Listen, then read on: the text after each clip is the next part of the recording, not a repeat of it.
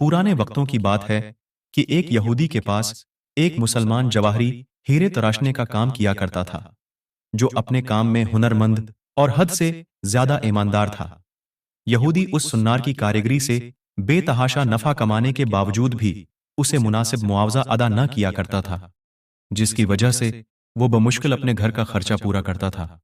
इस तरह काम करते करते उसने उम्र गुजार दी और वक्त गुजरते ही उसकी बेटी जवान हो गई। वो अपनी कलील आमदनी में से कुछ भी जमा ना कर सका। बेटी की शादी के लिए सुनार मुसलमान ने यहूदी से कुछ रकम बतौर उधार मांगी।